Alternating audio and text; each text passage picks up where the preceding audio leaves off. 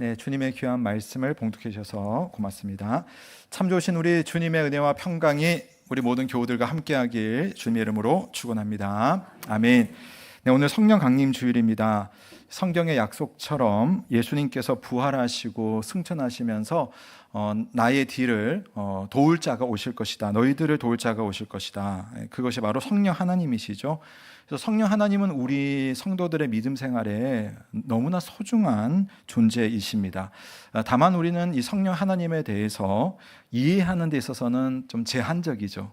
왜냐하면 성경은 성령에 대해서 뭐랄까 좀 자세한 설명보다는 어떤 현상들에 대한 이야기들이 기록이 되어 있고요. 또 예수님은 눈으로도 그려지고 성부 하나님도 우리가 좀 이렇게 약간 보이는 분은 아니지만 그려지지만 성령 하나님은 뭔가 해서 약간 좀 그렇습니다. 그래서 오해를 하기도 합니다.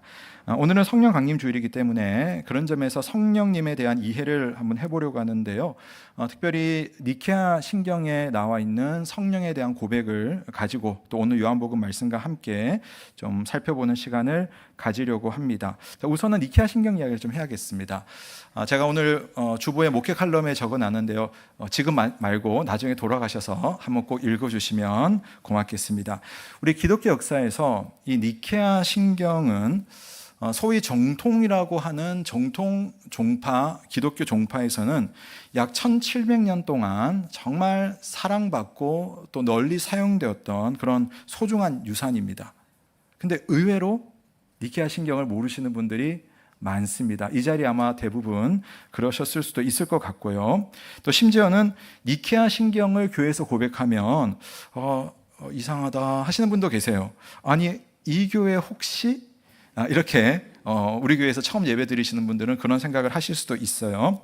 하지만 교회사를 조금 아시는 분들이나 또 조직신학이라고 하죠. 교회의 교리를 아시는 분이 니케아 신경을 다 접해보고 또 아시는 분들은 아마 그 교회가 니케아 신경을 고백한다라고 한다면은 그래도 바른 신앙 위에 서려고 하는 교회구나 정도는 아마 캐치를 하실 수 있을 겁니다. 물론 중요한 것은 그냥 고백하는 것이 중요한 것이 아니고 목회자와 우리 성도님들이 그것을 얼마나 실제로 알고 고백하고 구현해내느냐, 이 문제가 더 중요하겠죠. 자, 이 니케아 신경은 이런 배경에서 나왔습니다. 예수님께서 부활하시고 나서 한 300년 정도의 시간이 지납니다. 그래도 초창기 교회죠. 근데 교회 안에 요즘 말로 말하면 가짜 뉴스가 막 파고들어 있었어요. 어떤 내용이냐면은 예수님은 하나님이 만드신 피조물 중에 가장 뛰어나지만 본질에 있어서는 하나님은 아니야. 자, 여러분 뭐가 틀렸는지 여러분 아시겠습니까? 네. 그 명칭 한 번 더 띄워주세요. 명칭은 맞지만 그 설명이 사실 틀렸어요. 일단 예수님은 하나님이 만든 피조물 중에 가장 뛰어나다. 뛰어나니까 좋은 거잖아요. 근데 뭐가 틀렸어요? 예수님은 피조물이 아니죠. 예수님은 조물주십니다. 그 다음에 그렇기 때문에 본질에서 하나님이 아니다. 이거 완전히 잘못된 거잖아요. 이거 예수님이 하나님이 아니다. 그냥 인간 중에 좀 나은 존재다. 이렇게 이야기를 하는 겁니다. 자, 이런 주장을 아리우스라고 하는 사람이 주장을 했고, 또 그런 아리우스가 이제 하나의 나중에 세력이 되어서 아리우스주의, 아리우스 사상이라고 하는 그런 이단 사상으로 발전을 하게 됩니다. 자, 그래서 이 문제를 가지고 이제 니케아 신경이 이제 만들어지게 되는 겁니다. 서기 325년에 오늘날 이제 트리키예죠. 거기 니케아 지역에 모여가지고 많은 학자들과 목회자들이 이것을 가지고 니케아 공의회를 열어서 토론하고 논쟁하고 정리를 딱 하게 됩니다. 그러면서 정리한 내용이 여러분 우리가 고백했던 오늘 내용입니다. 그 중에 일부만 좀 볼게요. 그분은, 자 띄워주세요. 그분은 만세전에 아버지에게서 출생하셨고 빛으로부터의 빛이며 참 하나님으로부터의 참 하나님이십니다. 여기까지만 보더라도 예수님에 대해서 지금 이렇게 딱 하나님으로 표현되어 있죠. 자, 그 다음에 출생하셨지 만들어지지 않으셨고, 그러니까 예수님은 사람으로 나셨잖아요. 마리아의 몸에서. 그러니까 나신 거예요. 출생을 하셨어요. 그러나 만들어지지는 않았어요. 그러니까 피조물이 아니라는 거죠. 그러니까 그냥 사람과 같은 그런 어떤 만들어진 존재가 아니라 특별한 조물주라는 것을 지금 표현을 한 겁니다. 그렇기 때문에 아버지와 동등한 본질을 가지고 계시다. 그러니까 하나님이라는 거예요. 그리고 그분으로 말미암아 심지어 만물이 있게 되었습니다. 즉 창조하신 하나님이 바로 인간으로 오신 예수님이시다라고 강력하게 표현을 했습니다. 제가 지금 예수님 이야기를 하려고 하는 것이 아니기 때문에 짧게만 언급하는데요. 그래서 이 니케아 신경이 작성될 당시에는 예수님이 하나님이라는 사실을 좀 아주 강력하게 사도신경보다 훨씬 더 자세하게 그러나 명확하게 썼어요. 그러다 보니 배경이 그렇기 때문에 성령에 대한 고백은 그냥 간단했어요. 여러분은 조금 다른 걸 읽었지만 실제 그 당시에는 우리는 성경을 믿습니다. 이게 원래 니케아 신경의 조문이었어요. 그런데 시간이 지나면서 성령 하나님에 대한 이단들도 나타나요. 그러니까 시간 지나면 이단이 계속 나와요. 그래서 성령님에 대해서 어떤 주장을 했냐면은 성령도 하나님 아니야. 성령도 그건 예수님이 만든 어떤 피조물이야. 또는 천사들 중에 조금 높은 존재야.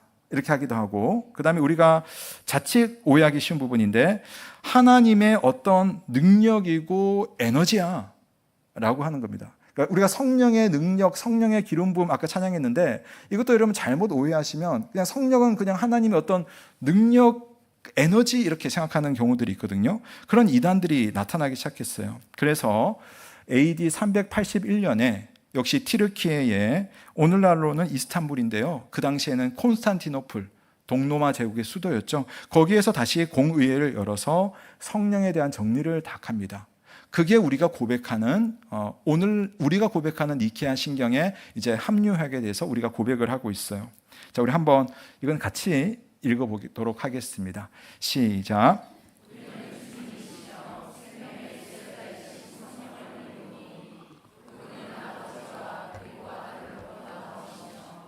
아버지와 아들과 함께 경배와 영광을 받으시는 분이며 선지자들을 통하여 말씀하셨습니다. 아멘. 그 중간 부분에 보시면 아버지와 아들과 함께 경배와 영광을 받으시는 분, 동급이라는 거죠.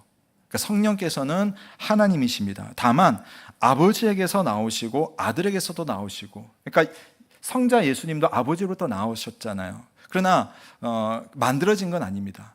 성령도 역시 만들어지신 분이 아니라 그러나 관계에 있어서 아버지의 영이 되고 아들의 영으로서 성령님은 계시는 겁니다. 그러나 그분은 하나님이시다라고 했어요. 그리고 그분이 하나님이신 이유 중에 하나가 아까 제일 처음에 보았던 것처럼 우리는 주님이시며 생명의 수요자이신 성령을 믿습니다라는 고백을 했거든요.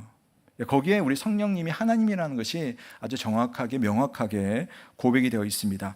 자, 오늘은 성령님에 대해서 우리 몇 가지를 한번 간단하게 살펴보려고 하는데요. 첫 번째는 니케아 신경에서 고백이 되어 있습니다만은 성령님은 성도들의 주님이시며 또 생명을 주시는 생명의 수요자이십니다.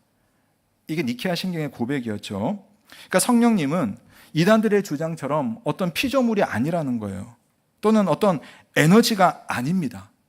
우리가 하나님으로 고백하고 그분 앞에 겸손히 엎드리고 그분의 다스림을 받아야 되는 우리의 진짜 하나님이시고 진짜 주님이신 겁니다.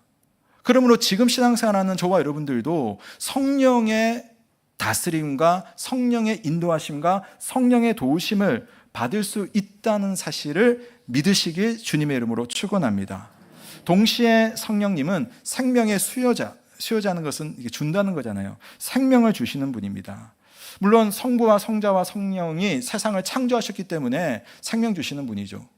그러면 우리는 지금 살고 있으니까 무슨 태어났는데 생명이 뭐가 필요하냐? 이미 생명이 있는데 그럴 수 있겠지만 이런 우리는 사실 호흡이 그렇잖아요. 호흡을 해야지 살 수 있죠. 호흡으로 공기를 받아들이지 않습니까? 근데 우리는 전적인 타락 가운데서 죄와 허물로 죽어 있었기 때문에 가만히 내버려 두었다면 우리는 하나님의 생명을 호흡할 수가 없는 존재였어요. 여러분 처음부터 여러분 하나님을 내 아버지라고 고백했고 하나님이 막 느껴지고 나는 처음부터 태어나자마자 하나님과 기도할 수 있고 그런 존재 없습니다. 어떻게 우리에게 그런 호흡이 가능한가? 호흡이 멈췄을 때 여러분 어떻게 하시죠? 인공호흡, 심폐소생을 막 하지 않습니까? 바로 성령께서 우리에게 그런 긴박함이라는 말씀을 드리는 것이 아니라 우리가 영적인 호흡을 할 수 있도록 우리에게 진짜 생명을 주시는 분이 누구신가? 성령께서 그 일을 하신다는 거예요. 여러분이 오늘 말씀을 들으면서 하나님의 말씀으로 들리고 기도할 때 하나님께 기도할 수 있는 것은 뭐냐? 영적인 호흡이 있는 거예요. 그 호흡이 어디서 오느냐? 성령이 우리에게 생명을 수여하셨기 때문입니다. 종교개혁자 존 칼빈이 성령을 설명할 때에 재밌는 표현을 했어요. 그리스도와 우리를 연결하는 띠가 성령 하나님이시다. 사실 예수님은 예수님이고 나는 나잖아요. 그런데 성령 하나님께서 우리를 예수님과 이렇게 칭칭 동요매듯이 딱 이렇게 연결을 시켜주신 다음에 우리의 모든 것이 예수님과 연결되게 되어 있어요. 예수님의 입장에서는 이렇게 말하는 거죠. 제가 생명의 삶 때 말씀드렸던 건데, 네 고민이 내 고민이고 네 아픔이 내 아픔이다. 그게 예수님께 가능한 이유는, 우리에게 그런 하나님을 바라보고 의지할 수 있는 이유는 성령이 우리를 주님과 이렇게 연결해 주는 띠가 되기 때문입니다. 이 띠로 주님과 연결되어 있는 저와 여러분을 불러주신 우리 하나님의 은혜에 감사드리는 저와 여러분 되시길 주님의 이름으로 축원합니다. 자, 그러면 성령께서 우리에게 그렇게 하실 때에 어떤 식으로 그러면 우리를 연결시켜 주시고 어떤 식으로 성령의 그 생명이 우리 가운데 계속 호흡될 수 있도록 영향을 미치는가? 자, 오늘 예수님께서 딱 말씀해 주셨어요. 요한복음 16장 13절 말씀입니다. 우리 한번 같이 읽어볼게요. 시작.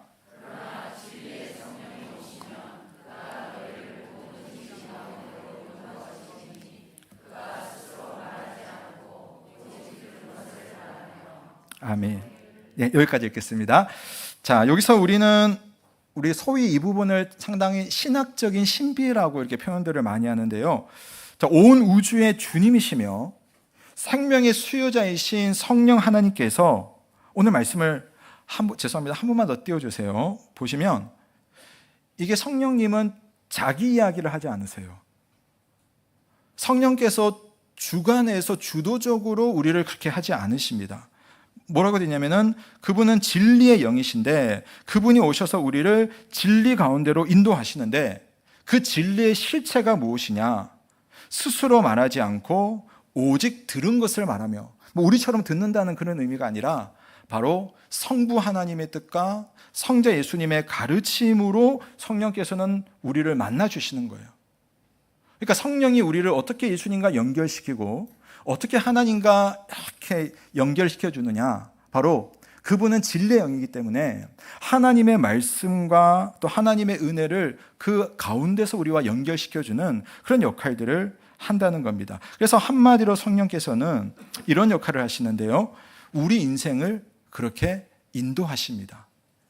하나님 아버지 앞에서 또 예수 그리스도의 말씀을 통해서 성령께서 우리의 인생을 인도하시는데요. 아까 13절 보았는데 너희를 모든 진리 가운데서 인도하시리니 라고 했어요. 인도하시리니. 여기 인도하다라고 하는 단어 한번 띄워주세요. 이게 호데게오라고 하는 단어입니다. 여러분께서 이 단어 자체를 아실 필요는 없겠는데 이 호데게오라고 하는 다음이요. 띄워주시면 이게 이제 인도하다라는 그 단어의 헬라어입니다. 근데 이게 성경을 해석하는 사람들은 단어가 어떻게 성경에서 쓰여져 있느냐 이걸 보는 게 좀 중요하거든요.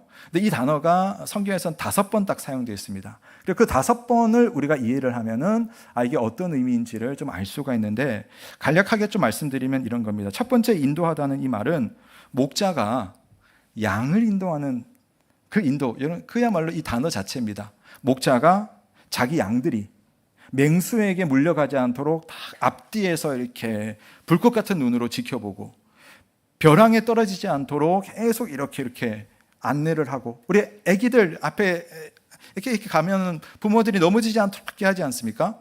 그런 인도하는 목자의 마음을 말합니다. 지금 제가 누가 그렇게 한다고 이야기하죠? 성령 하나님께서 저와 여러분의 삶을 그렇게 인도하신다는 겁니다. 그리고 그렇게 인도하시기 위해서 성령 하나님께서는 어떤 인도를 사용하시냐면은 아까 잠깐 언급한 거지만 바로 하나님의 말씀을 깨닫도록 성령께서 지도하시는 거예요. 하나님의 말씀을 깨닫도록 내가 가는 길이 어떤 길인지를 알 수 있도록 도와주시고, 내비게이션 있잖아요. 경로를 벗어났습니다. 그 이야기를 성령께서 우리에게 해주시는 거예요. 때로는 넘어져서 엎어져 가지고 질질질질 울고 있을 때 일어나라. 내가 너를 도와주겠다. 너의 곁에 너의 함께하는 기도의 동역자들이 있다. 이런 여러 가지 일들을 통하여서 우리를 일으켜 주시는 겁니다. 사도행전 8장 31절에 보면 재밌는 장면이 나와요. 이제 에티오피아라고 하는 곳에 한 높은 고위 관료가 있었습니다. 근데 그 관료가 하나님 믿었나 봐요. 유대교를 믿었던 것 같아요. 그래서 수레를 타고 성경을 읽고 있었는데 이사야서 말씀이었어요. 이사야는 좀 어렵잖아요. 어려운 말씀을 읽고 있는데 마침 예수님의 제자 빌립을 만난 겁니다. 빌립이 물었어요. 당신이 읽는 것을 깨닫고 있습니까? 라고 물었더니 그 사람이 그렇게 이야기해요. 한번 띄워주세요. 지도해 주는 사람이 없으니 어찌 깨달을 수 있느냐? 자, 우리 번역은 지도해 주는이라고 써 있지만 이게 바로 아까 인도하다라고 하는 그 헬라어가 이렇게 써 있어요. 그러니까 이걸 번역하니까 이렇게 되는 거죠. 우리 글로는. 그러니까 여러분, 다시 성령으로 돌아와서 성령의 인도하심이 뭐냐? 성령의 인도하심은 우리를 깨닫게 해주시는 거예요. 그냥 하늘에서 뭐가 불이 내려가지고 갑자기 사람이 막 이게 아니라 성령의 인도하심은 우리의 삶을 하나님의 말씀과 그분의 은혜 안에서 바라보게 하시고 해석하게 하시고 깨닫게 하시고 길을 갈 수 있도록 도와주는 그런 부모와 같은 목자와 같은 그런 역할을 한다는 겁니다. 그리고 그렇기 때문에 마지막으로 성령의 인도하심은 하나님의 목적지로 마침내 우리를 반드시 인도하신다는 겁니다. 반드시 여러분을 하나님께서 준비하신 목적지로 인도하시는 성령 하나님을 믿으시길 주의 이름으로 축원합니다. 요한계시록 7장에 보면 이런 말씀이 있어요. 이는 보좌 가운데 계신 어린 양이, 어린 양은 예수님입니다. 예수님이 그들의 목자가 돼서 생명수 샘으로 인도하시고 하나님께서 그들의 눈에서 모든 눈물을 씻어 주실 것입니다. 우리가 이 땅에 사는 동안 여러 일들 많이 겪고 이번 한 주간에 여러분 얼마나 많은 고민과 걱정 사람들마다 있지 않았습니까? 근데 마지막까지 우리가 그렇게 살면서 때로는 넘어지고 힘들기도 하지만 그런 우리를 목자 되신 그분이 우리를 일으켜 세우고 안아주시고 도와주시고 치료해 주셔가지고 생명수 샘까지 인도하시고 그 과정 가운데서 우리의 눈물을 닦아주신다. 누가? 오늘 말씀에서는 이 말씀은 예수님이 한다는 거예요. 근데 그 인도하시고가 아까 성령의 그 진리로 인도하시는 그 단어와 같거든요. 근데 여러분, 예수님은 지금 여러분들 곁에 계세요, 안 계세요? 예, 계셔요. 예, 그냥 이렇게 실제로 계십니다. 계시는데 물리적으로는 안 계시잖아요. 물리적으로는. 근데 예수님이 지금 사실은 어디 있냐면은 니케아 신경과 사도신경에 고백했습니다. 하나님 보좌 우편에 계세요. 그분은 지금 여러분을 위해서 기도하고 계십니다. 하나님 보좌 우편에서. 그런데 예수님이 목자가 되셔 우리를 인도하신대요. 그 어떻게 인도하시겠습니까? 예, 그 일을 하시는 분이 성령 하나님이시라는 거죠. 보이지 않으시는 하나님이시지만 우리 안에서 우리의 삶을 이끄시고 인도하신다라는 겁니다.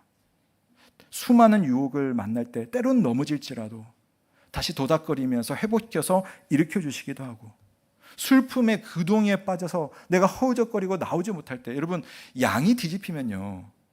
시편 23편에서 양이 뒤집히면 양은 스스로 못 일어나요. 목자가 일으켜 주지 않으면 양은 못 일어납니다.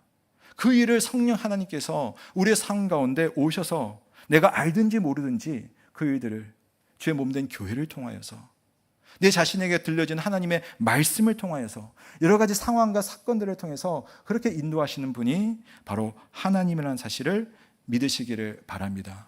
그렇게 해서 성령께서는 우리를 새롭게 만들어 가십니다. 아까 생명의 수요자라고 하는 그런 말씀을 저희가 니케아 신경에서 보았는데요.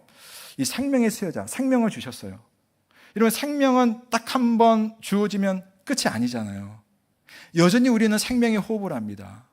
그러니까 하나님께서 예수님께서 우리가 예수님을 믿는 순간 우리에게 생명이 왔으니까 끝 이게 아니라 하나님은 철저하게 여러분을 AS 해주시는 거예요.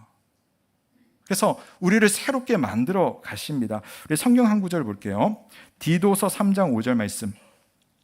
제가 시간이 없어서 그냥 좀 넘어가서 보겠습니다. 3장 5절입니다. 우리를 구원하시되 우리가 행한 바 의로운 행위로 말미암지 아니하고 오직 그의 긍휼하심을 따라 중생의 씻음과 성령의 새롭게 하심으로 하셨나니.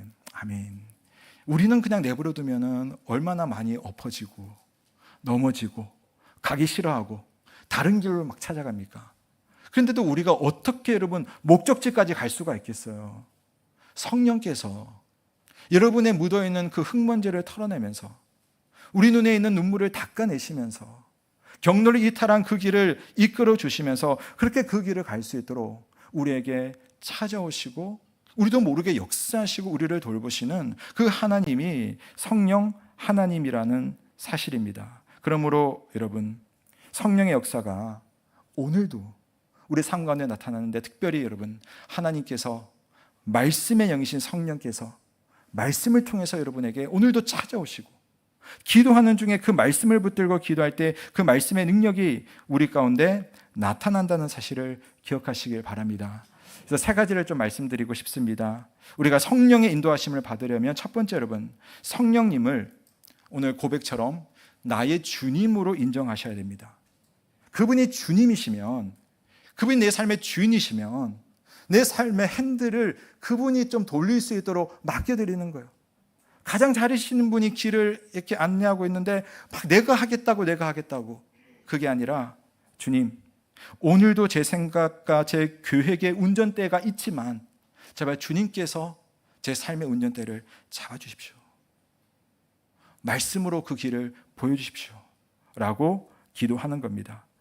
그렇기 때문에 두 번째는, 성령님은 예수님의 영이고 하나님의 영으로서 기록된 말씀을 통해서 여러분을 만나 주실 거예요. 니케아 신경에서 선지자들을 통하여라고 되어 있는데, 이 선지자들을 통하여라는 말은 지금도 어떤 선지자들이 여러분에게 말씀한다는 게 아니에요. 그 선지자들은, 예언자들은 바로 성경을 기록한 사람들입니다. 그러니까 이제 성령께서 기록된 말씀을 통해서 여러분을 찾아오시기 때문에 여러분, 하나님 만나는 일이 생각보다 어렵지 않아요. 오늘도 말씀을 통해서 여러분을 찾아오시는 하나님이 성령을 통해서 여러분에게 말씀하시는 줄로 믿으시기를 바랍니다. 그렇기 때문에 마지막 세 번째로, 우리의 현실을 보면서 현실만 볼 것이 아니라 우리의 삶 속에 일하실 하나님의 일, 장래의 일을 믿음으로 받아들이면서 오늘의 삶을 감사와 인내로 누리시기를 바랍니다. 누린다는 것은 좋을 때만 누리잖아요. 근데 우리 믿음의 사람들은 현실은 그럴지라도 하나님이 반드시 선한 일을 이루실 것을 믿기 때문에, 게다가 나는 이 길이 어떻게 가야 될지를 모르기 때문에 내 속에서 믿음 주시고 오늘도 말씀으로 역사하시는 그분을 의지하며 내가 가겠다라고 하는 그 고백이 가능해지는 겁니다. 한마디만 말씀드리고 마치겠는데요, 저희 둘째 딸이 엊그저께 학교에서 체육대회를 하다가 저처럼 운동신경이 없어가지고 엎어졌는데, 여기 뭐죠 이게? 팔꿈치 뼈가 2개가 부러져 버린 거예요. 그래서 이제 당장 월요일에 지금 수술을 하려고 오늘 이제 입원을 하고 월요일 수술을 하게 됐습니다. 이제 그 아이는 그러니까 여러분은 볼 때는 되게 조용한데 자기 주장이 있는 아이예요. 평소에도 뭐 하면은 뭐 이건 아니다 어쨌다 이렇게 하거든요. 근데 이제 자기가 하룻밤 너무 아파가지고 울면서 잤어요. 금요일 밤에. 근데 토요일 날 돼가지고 이제 급하게 막 이게 수술을 해야 되니까 막 지금 뭐 월요일에는 휴일이고 막 정신없이 막 하고 병원 알아보고 막 그렇게 했단 말이에요. 그래서 병원을 정하고 또 가서 뭐 수술 일정을 잡고 이런 이야기를 쭉 하는데 애가 한마디도 안 하는 거예요. 싫단 말을 안 하는 거예요. 그냥 하자는 대로 가는 겁니다. 제가 그 순간에 내가 아빠구나 라는 생각이 들었어요. 적어도 이 자기의 급한 순간에 부모를 신뢰하고 있구나, 부모가 하자는 대로 하는구나. 고통스럽고 수술하는 거 좋아하는 애가 어디 있어요. 그런데도 이거 이야기를 하면은 그냥 받아들이고 하겠습니다. 마음으로 받아들이는 거예요. 여러분, 우리가 살면서 마음대로 살지만 때때로 우리 상황 가운데 성령께서 여러분에게 찾아오시는 순간이 있어요. 결정적인 순간들이 있습니다. 평소에도 성령은 여러분께 말씀하고 계세요.